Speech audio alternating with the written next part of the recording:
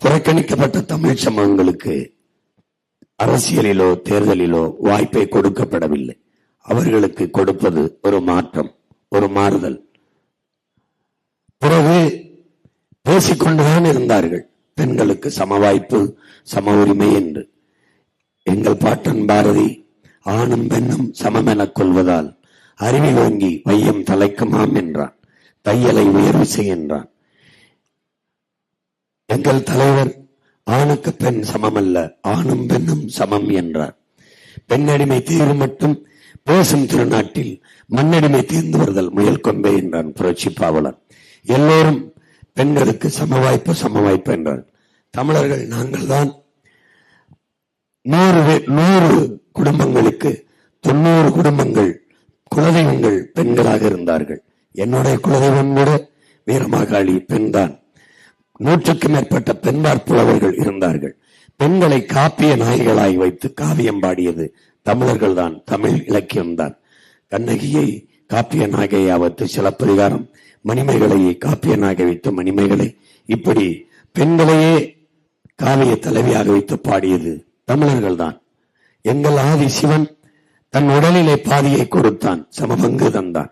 சிவன் கொடுத்தான். அதற்கு பிறகு இந்த மண்ணில் அவன் பேரன் சீமான் தான் கொடுத்திருக்கிறேன் ஒளியே ஒருவனும் தரவில்லை.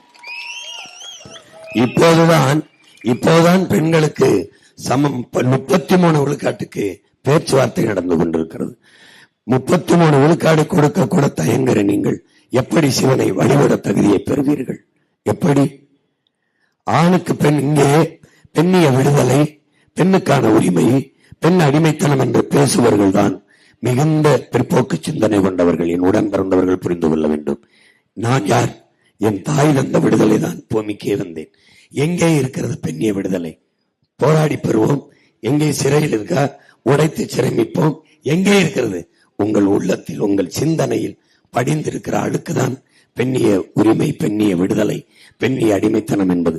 எத்தனை 100 ஆண்டுகளுக்கு இதை பேசிக் கொண்டிருப்பீர்கள்? எப்போது செயல்படுத்த வருவீர்கள்?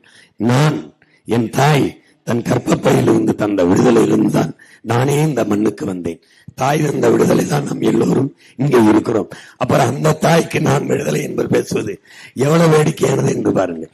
பெண்ணுக்கு சம உரிமை, சம வாய்ப்பு என்பது நான் கொடுக்கவில்லை, அவர்கள் எடுத்துக் கொள்கிறார்கள். நாங்கள் கைதட்டி ஆர்ப்பரிக்கிறோம், கொண்டாடுகிறோம், அவ்வளவுதான். பெண்ணுக்கு சம வாய்ப்பு கொடுப்பது பெருமை அல்ல, பிறவி கடமை. பிறவி கடமை. அதை செய்கிற ஒரு கட்சி இந்திய பெருநிலத்தில், இந்திய துணைக்கண்டத்திலே ஒரே ஒரு அரசியல் கட்சி தான், அது நாம் தமிழர் கட்சி தான். மாறுதல் என்ற இது மாறுதல், இது மாறுதல், ஒவ்வொன்றிலும் மாறுதல், ஒவ்வொன்றிலும் மாறுதல். ஆதி தமிழ் குடிகளுக்கு பொது தொகுதிகள் கொடுக்கிறதுக்கு அவ்வளவு தயக்கம். இந்திய அரசியலமைப்பு கொடுத்ததுதான் 42 இடமும், ஷெட்யூல் டிரைப்ஸ் பழங்குடிகளுக்கு 2 இடமும். அரசியலமைப்பு கொடுக்கவில்லை என்றால் இந்த அரசியல் கட்சிகள் ஒரு இடம் கூட கொடுக்காது, அதான் உண்மை. ஆனால் அந்த இடத்தில் அதை தகர்த்து பல இடங்களில் ஆதி தமிழர்களுக்கு பொது தொகுதியில் இடம் கொடுத்து நிறுத்திய கட்சி நாம் தமிழர் கட்சி தான். மாறுதல், சமூக மாறுதல். உங்களுக்கு தெரியுமா, எங்கெல்லாம் ஆதி தமிழர்களை பொது தொகுதியில் நிறுத்தினோ அங்கெல்லாம் நாம் தமிழர் கட்சிக்கு வாக்குகள் அதிகமாக விழுந்திருக்கிறது. மாறுதல், மாறுதல். எது மாறுதல் என்று இருக்கிறது அல்லவா? பணக்காரன் எவனோ அவனுக்குத்தான் தேர்தல் நிற்க இடம். பணக்காரனை தேடி தேர்தலுக்கு இடம் கொடுக்காத, பணக்காரனுக்கு சீட்டு கொடுக்காத, பணக்காரனே இல்லாத ஒரு கட்சி நாம் தமிழர் கட்சி மட்டும்தான்.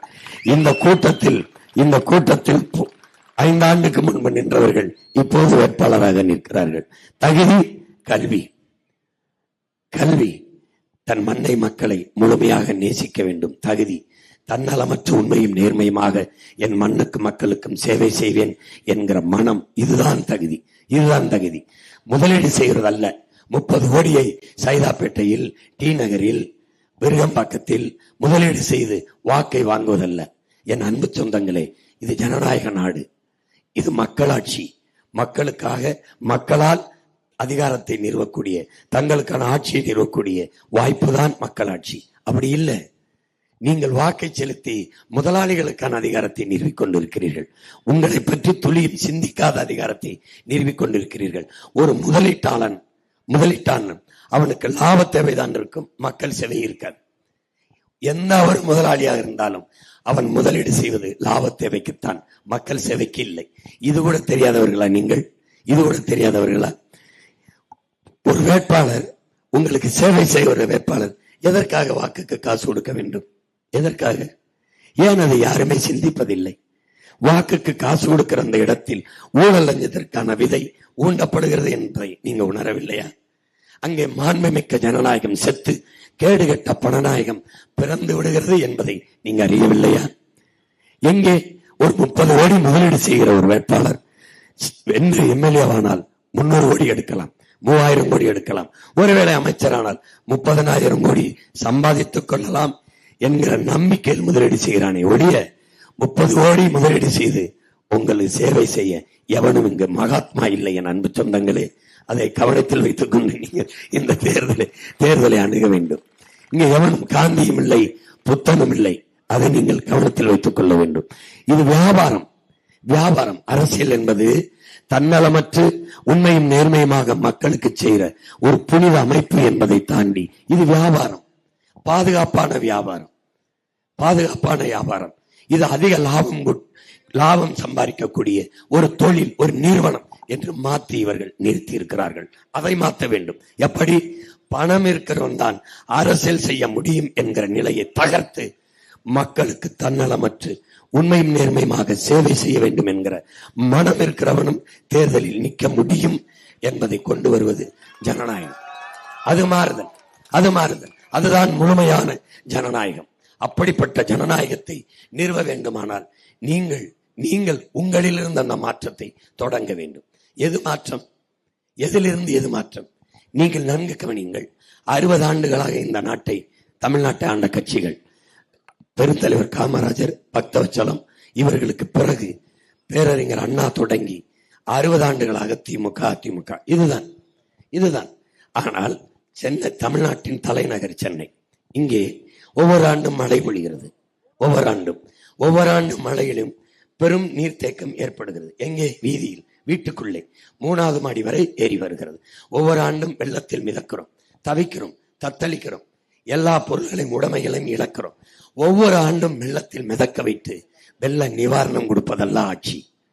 ஒரு துளி நீர் என் சாலையில் தேங்க விடாமல், கழிவு நீரை, மழை நீரை தேங்க விடாமல் வெளியேற்றி கொண்டு போய் வேற இடத்தில் நீரை சேமிக்கிற வடிகாலை கட்டுகிறது எதுவோ அதுதான் ஆட்சி, அதுதான் ஆட்சி. இந்த முறை மழை பெய்யட்டும், மறுபடியும் வெள்ளத்தில் மிதப்பீர்கள், நிவாரணம் கொடுப்பார்கள், வாங்குவீர்கள். வெள்ளத்தில் மிதக்கும் போது திட்டுவீர்கள். இது ஒரு ஆட்சியா? ஐயோ கேவலம். ஆனாலும் கொடுமை வாருங்கள், அவர்களுக்கே ஓட்டை போட்டு மறுபடியும் அவர்கள்ட்ட நாட்டை கொடுப்பீர்கள். நாங்கள் செய்த பாவத்தை பார்த்தீர்களா? இந்த மண்ணில் பிள்ளைகளாக பிறந்ததை தவிர எந்த பாவமும் செய்யவில்லை. என்றைக்கு இந்த மனநிலை மாறும்? என்றைக்கு மாறும்? சிங்கப்பூரில் மழை பெய்கிறது, இப்படித்தான் வெள்ளத்தில் மிதக்கிறதா? மலேசியாவில் மழை பெய்கிறது, இப்படித்தான் வெள்ளத்தில் மிதக்கிறதா? எல்லா நாடுகளும், பிரிட்டனில் மழை பெய்கிறது, இப்படித்தான் வெள்ளத்தில் மிதக்கிறதா? ஏன்? அங்கு தலைவன் இருந்து ஆட்சி செய்கிறான். எங்கள் தருதலைகள், தற்குறிகள், திருடர்கள் ஆட்சி கேவலம். வரும்போதே என்ன சொல்லி ஏமாத்தலாம்? 8,000 டோக்கன், என்ன வேணாலும் கடையில் கொடுத்து வாங்கிக்க. போய் 8,000 கொடுத்து இந்த கடையை வாங்கிட்டா பார்ப்போம். இப்படி ஒரு ஏமாளி கூட்டமா? படிக்கல, நம்ம சிந்திக்கிற திறன் இல்ல, மான ரோசம், சூடு சொரணை எதுவுமே நமக்கு இல்ல. யார் நீ 8,000 கொடுக்க? எங்கிருந்து கொடுக்கிற? இதான் கேள்வி. எங்கிருந்து கொடுக்கிறீர்கள்? 8,000 10,000 டோக்கன் எங்கிருந்து மிக்சி கிரைண்டர் வாங்கி தருகிறீர்கள்? எங்கிருந்து வாக்குக்கு பணம் எடுக்கிறீர்கள்? ஆசிரியன், படிப்பிக்கிற ஆசிரியன், அறிவை வளர்க்கும் ஆசிரியன் போராடுகிறான் ஊதிய உயர்வுக்கு. மொத்தமாக 100 கோடி கொடுத்து விடலாம், பிரச்சனையை தீர்த்து விடலாம். செய்யாத அரசு 6,800 கோடிக்கு வங்கியிலே 5,000 ரூபாய், 1,31 லட்சம் வங்கி கணக்கு போடுகிறது. எப்படிப்பட்ட ஆட்சி முறை? வாக்குக்கு காசு கொடுக்கிறது. ஒரு தொகுதிக்கு 30 கோடி என்றால் 234 தொகுதிக்கு எத்தனை கோடி முதலீடு செய்கிறார்கள் என்று பாருங்கள். எத்தனை கோடி?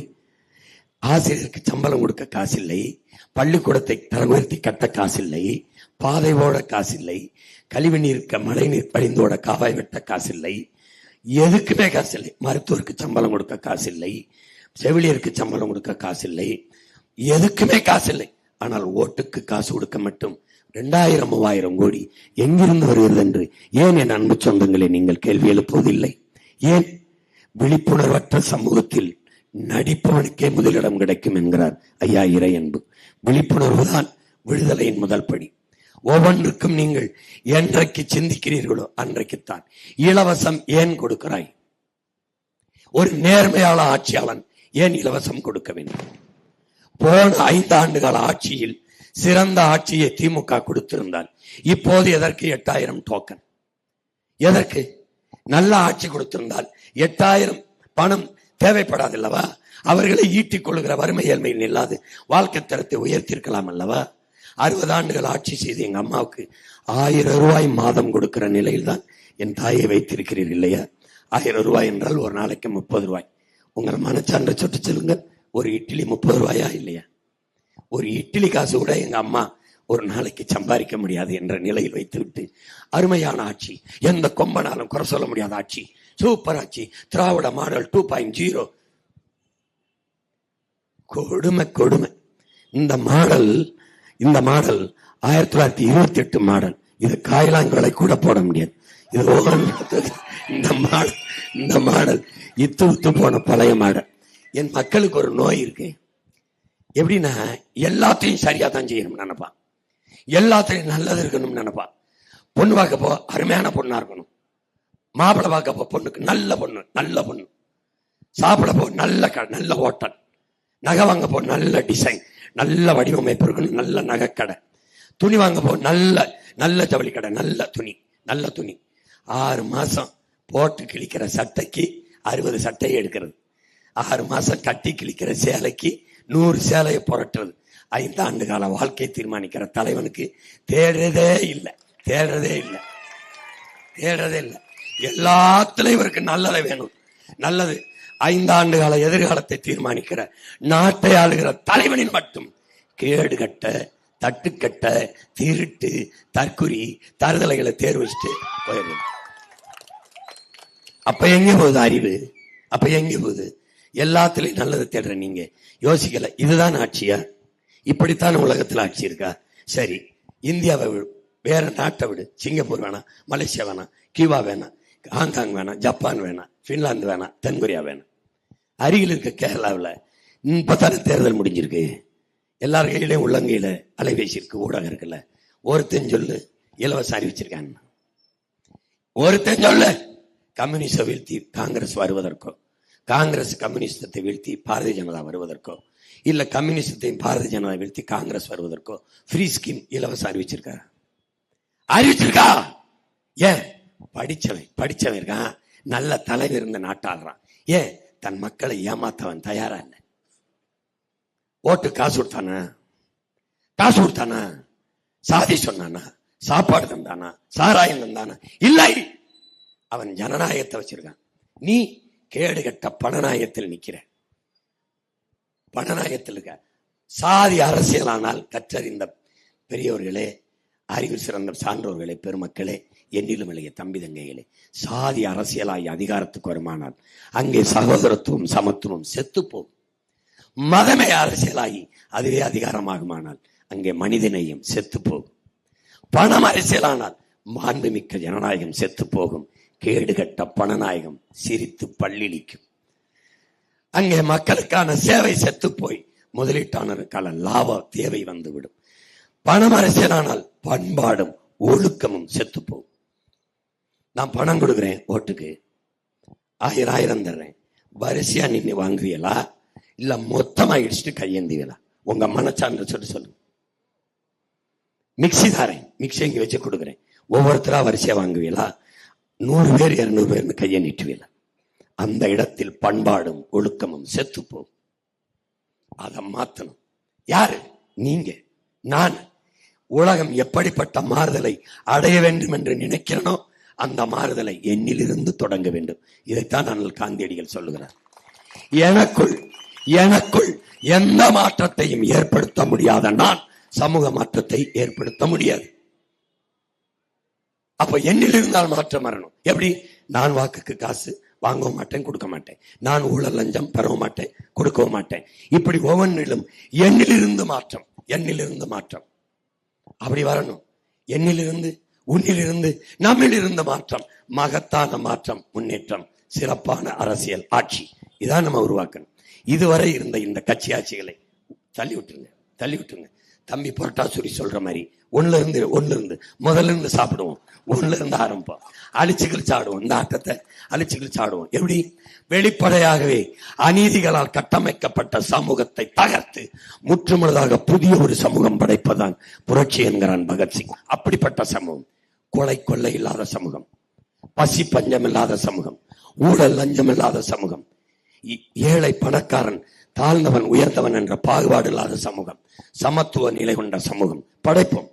பெண்ணி அடிமைத்தனம், பாலியல் வன்கொடுமை இல்லை என்ற சமூகம், மத போதை ஏதுமற்ற சமூகம், வேலை இல்லை என்ற சொல்லுக்கு இனி வேலையே இல்லை என்ற சமூகம், வறுமை இல்லாத சமூகம், பசி இல்லாத சமூகம், வளக்கொள்ளை இல்லாத சமூகம், ஊழல் லஞ்சம் இல்லாத சமூகம் படைப்போம்.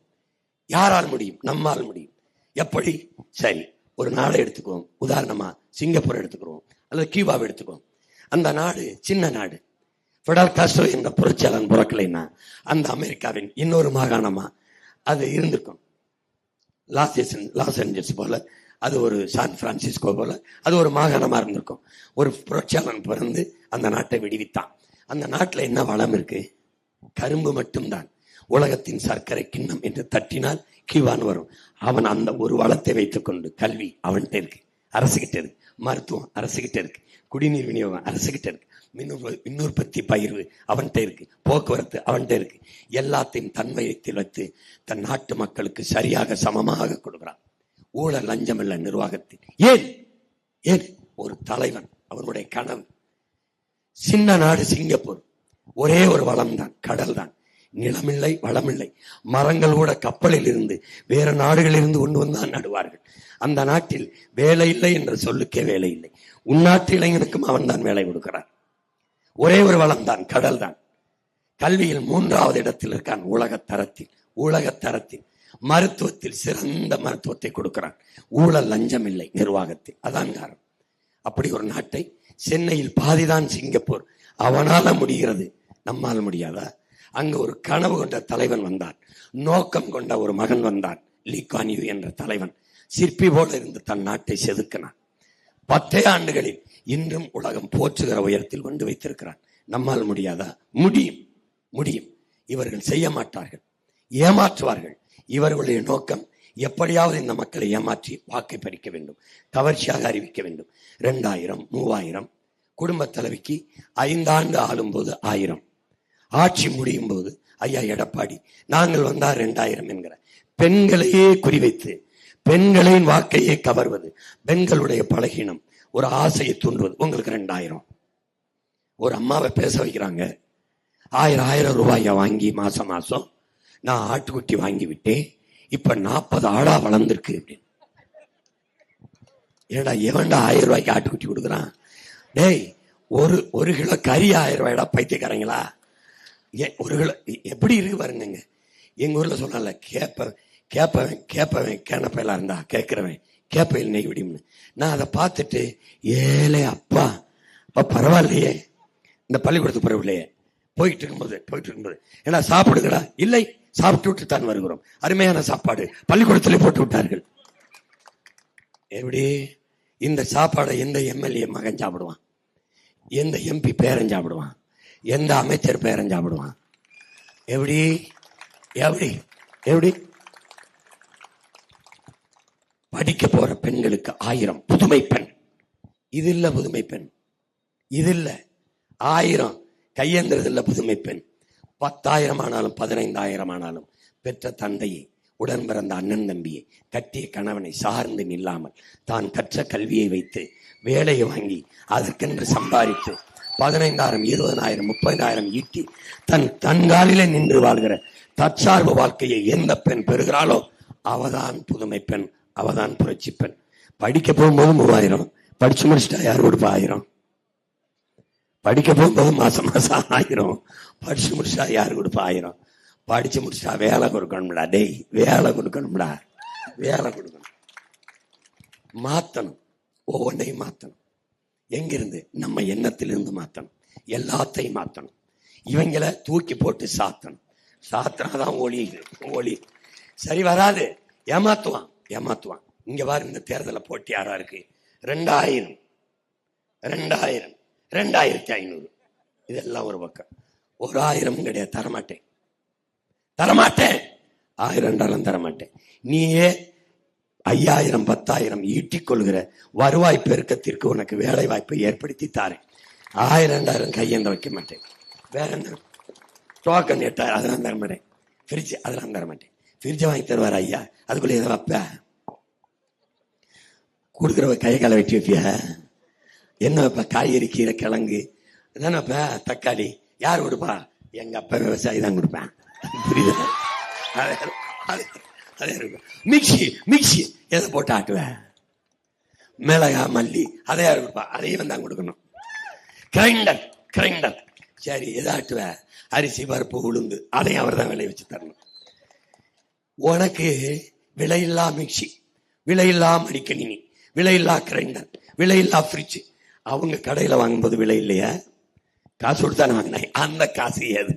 அதான் பிரச்சனை. இலவசத்தில் இழக்கிற பணத்தை எங்கிருந்து எடுக்கிறீர்கள்? இந்த கேள்வியை கேட்டா விழிப்புணர்வு வந்துருச்சு, புரட்சிகர மாறுதலுக்கான சிந்தனை வந்துருச்சு, நாடு மாறிடுச்சு. அவ்வளவுதான். தட்சாலி ஒரு அண்ணர், இவ்வளவுதான். நீ என்ன கொடுத்தாலும் வாங்கிட்டு எங்க இருந்து எடுக்கிறாங்க? நம்ம கிட்ட. வரி எப்படி? வரி, சொத்து வரி, மின்கட்டண உயர்வு, பத்திரப்பதிவு வரி, அத்தியாவசிய உணவு தேவை, அரிசி, பருப்பு, பால், முட்டையில விலையேற்றம், இப்படி எடுக்கிறாங்க. பத்தாக்குறைக்கு 10 லட்சம் கோடி கடன். ஐயா ஸ்டாலின் ஆட்சியில மட்டும் 5 ஆண்டுகளில் 5 லட்சம் கோடி கடன்.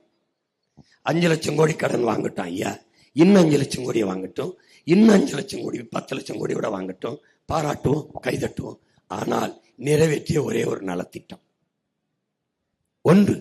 எங்க அப்பாட்ட கேட்டேன், அப்ப ஏப்பா கடன் வாங்கினீங்கன்னு. ஐயா, உன்னை படிக்க வைக்க காசு இல்லை சாமி, அதனால கடன் வாங்கி படிக்க வச்சேன்.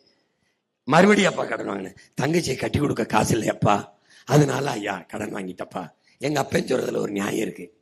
ஐயா ஸ்டாலின் வாங்கின 5 லட்சம் கோடியில ஒரு நியாயத்தை சொல்லுங்க. ஏசமா ஒரு நியாயம் சொல்லுங்க. நம்ம அப்பா ஸ்டாலின் அப்பா வாங்கின கடன்ல ஒரு நியாயம். 1, 5 லட்சம் கோடி கடனை பெற்று தடையற்ற மின்சாரம் நானே உற்பத்தி செய்த நாட்டுக்குடிகளுக்கு கொடுத்தேன். பயணிக்க நல்ல பாதை, தரமான போக்குவரத்து கொடுத்தேன். குடிக்க தூய குடிநீரை நானே கொடுத்தேன். காசு கொடுத்து வாங்க வேண்டிய தேவையில் வைக்கல. கல்வி தரத்தை உயர்த்தின உலக தரத்துக்கு. தனியார் பள்ளி கல்லூரிகளில் என்ன தரம் இருக்கோ அந்த தரத்தை நாட்டு பிள்ளைகளுக்கு கட்டணம் இல்லாமல் கொடுத்தேன். மருத்துவத்தை கொடுத்தேன். எங்க அப்பா போல காவிரியில் படுக்காம, ஜெயலலிதா அம்மா போல அப்பளோவில் படுக்காம, சாதாரண ஏழை தாய் தந்தையரும் அரசு மருத்துவமனையில் படுத்து அந்த தரத்திற்கு மருத்துவம் பார்க்கிற மருத்துவத்தை உயர்த்தி கொடுத்தேன். ஒன்று சொல்லு, ஒன்று எது ஒன்றும் செய்யாமல் 5 லட்சம் கோடி கடன். ஏன்? ஃப்ரீ ஸ்கீம், எல்லாம் இலவசம். கடனை வாங்கி தற்காலிக தேவைக்கு 5000, 3000 பொங்கல் காசு, 5000 தேர்தல் வரும்போது. அதுல இன்னும் கொடுமை என்ன தெரியுமா? மாசம் போடுகிற 1000 ரூபாயை உங்களுக்கு போட முடியாது, ஏனென்றால் தேர்தல் ஆணையத்திடம் அதிகாரம் போய்விடும். என்ன அக்கறை பாருங்க, எம்பிட்டு பாசம். போட முடியாது, அதனால மொத்தமா 3000 போட்டுறேன். அப்புறம் ஏப்ரல், மே சம்மர் வெக்கேஷன், கோடை விடுமுறை, கை செலவுக்கு உங்களுக்கு காசு வேணும்ல, அதனால 1000, 2000, 5000 போட்டுறேன். இப்போ இந்த மாசம்தான், இத்தனை ஆண்டுகள்ல இப்பதான் ஏப்ரல், மே வந்திருக்கு. போன ஆண்டு ஏப்ரல், மே வரல. அப்போ கோடை விடுமுறை இல்லை. இப்போ தேர்தல் வரும்போது 1000, 2000, 5000 வங்கிக்கு வருவதுதான் தேர்தல் அரசியல். மக்கள் அரசியல் தான் எப்போ? போன ஆண்டு இந்த 5000 போட்டிருந்தா அது மக்கள் அரசியல். அடுத்த மாசம் தேர்தல், இப்ப போட்டா இது தேர்தல் அரசியல். ஓம்பிள்ள செய்ய வந்தது தேர்தல் அரசியல் அல்ல, மக்கள் அரசியல். புரியுதுன்னு நினைக்கிறேன். 31 லட்சம் மடிக்கணினி லேப்டாப் கொடுக்கப்பட்டிருக்கு. எப்போ? இப்போ தேர்தல், அப்போ போன மாசம். இந்த மாசம் தேர்தல் வரப்போற அறிவிக்க சரியாக 15 நாள் இருக்கும்போது லேப்டாப். ஏன்? அதை போன ஆண்டு கொடுத்தால் அது மக்கள் அரசியல், தேர்தல் வரும்போது கொடுத்தால் அது தேர்தல் அரசியல். அறிவு பெற்ற பெரியோர்களே, அன்பு தம்பி தங்கைகளே, இங்கே கட்சி அரசியல், தேர்தல் அரசியல் நடக்கிறது, மக்கள் அரசியல் இல்லை. இங்கே செய்தி அரசியல், விளம்பர அரசியல் நடக்கிறது, சேவை அரசியல், செயல் அரசியல் இல்லை. நீ யூடியூப் தர நீங்கள் வாக்களிக்க வேண்டிய சின்னம் உதயசூரியன். ஸ்டாலின் ஆட்சி தொடரட்டும், மக்கள் தமிழ்நாடு வெல்லட்டும். அத மக்கள் எவனாவது மனதில் இருந்து சொல்றானா? இவங்களே விளம்பரம் பண்ணி இவங்களே சொல்லிக்கிறது. எதை திறந்தாலும் ஓடி வந்து, ஹே என்ன தேர்தல் ஜோரா, உன் சாதனை எல்லாம் என்ன போட்டு காட்ட போறியா, ஓட்டு நிறைய பண்ணிட்டே இருக்கே. இதுதான் விளம்பர அரசியல். செப்டம்பர் 16 குடும்ப தலைவிகளுக்கு 1000 ரூபாய் கொடுப்போம், ஜனவரி 1 விளம்பரம். இதாண்டா செய்தி அரசியல், விளம்பர அரசியல். மக்கள் அரசியல் எது? சேவை அரசியல், செயல் அரசியல் எது? இருந்தது எப்போ? நம்ம தாத்தா காமராஜ் காலத்துல பல ஆயிரம் பள்ளிக்கூடம் கட்டி படிக்க வச்சான், பாதை போட்டான், அணைக்கட்டு கட்டி விவசாயியை பயன்பட வச்சான், பல தொழிற்சாலைகள் கட்டி வேலை வாய்ப்பை பெருக்கினான். ஒருத்தர் வந்தாரு, விளம்பர படம் எடுக்கணும், டைரக்டர் சுந்தரம். ஐயா, நம்ம ஆட்சியின் சாதனைகளை எல்லாம் விளக்கி ஒரு படம் எடுத்து தியேட்டர்ல எல்லா இடத்துலையும் செய்து நியூஸ் சீரியல் மாதிரி போட்டு காட்டலாம். அப்படி என்ன சாதனை பண்ணிருக்கோம்? பள்ளிக்கூடம் கட்டிருக்கோம். சரி, பிள்ளைகள் அதில் படிக்குது இல்ல? ஆமா படிக்குது. சரி, அப்புறம் என்ன போட்டுக்கோம்? பாதை போட்டுக்கோம், ரோடு. சனம் நடக்குது இல்ல? ஆமா நடக்குதுயா. அப்புறம் என்ன பண்ணோம்? அணைக்கட்டு, டேம்லாம் கட்டணும். அப்புறம் விவசாயம் பயன்படுத்துறாங்கல்ல? ஆமா பயன்படுத்துறாங்க. இதுக்கு தனியா படம் எடுத்து போட்டு காட்ட போற? அதன் தெரியுத. பள்ளிக்கூடம் கட்டணும், பிள்ளை படிக்குது, பாதை ஓட்டம் ஜனம் நடக்குது, அணைக்கட்டும், விவசாயி பயன்படுத்துறான். அதுக்கு தனியா படம் போற எடுத்து காட்ட போறியா? சரி, எம்படி செலவாகும்? 2 லட்சம். எந்திரிச்சு போ சனியனே, அந்த காசை வச்சு இன்னும் 10 பள்ளிக்கூடம் கட்டி என் பிள்ளைய படிக்க வச்சிருவோம். இது என்ன அரசியல்? செயல் அரசியல், சேவை அரசியல். இவங்க என்ன பண்ணுவாங்கன்னா,